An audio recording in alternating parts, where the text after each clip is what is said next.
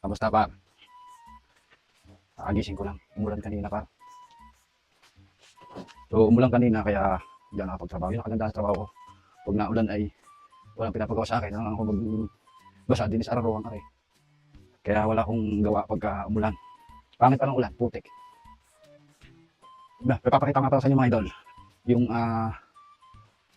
ilog na sinasabi ko sa inyo, yung dalawang ilog dito sa amin mga par.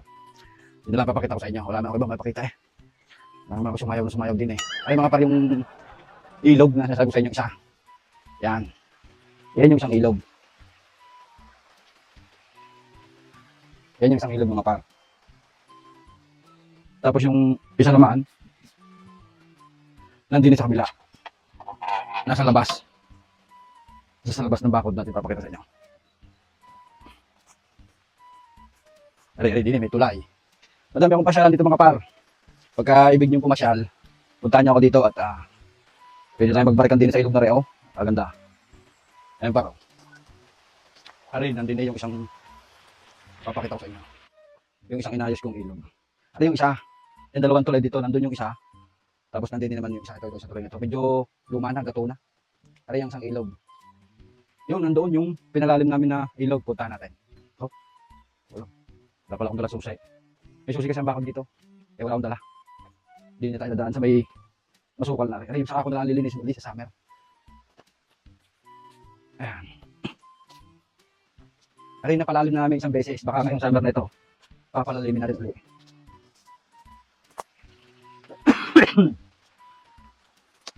Yun o. Yun ang isang ilog. Tapos kaya ang isa. Kabilang kare.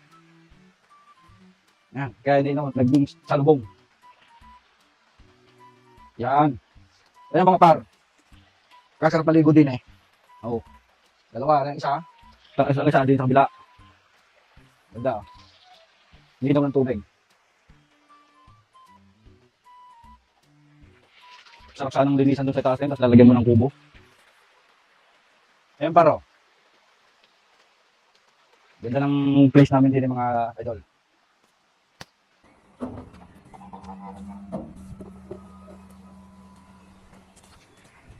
Siya pa na mga par, wala. Wala akong gusto ng content niya. Aray, patula. Pakadaming patula. Yan ang ating, dumami na ulit ang damo na rin. Sa Lunes ko na ito lilinisin. Sa Lunes na Lunes. Malalaki na kayong pakwan, no? Malalaki na kayong pakwan. Mabasa pa eh. Yung lumabas ang araw. Kung kailan ako tamad na. Saka lumabas ang araw. Ito na mga par. Sa ibang araw tayo maggawa ng content.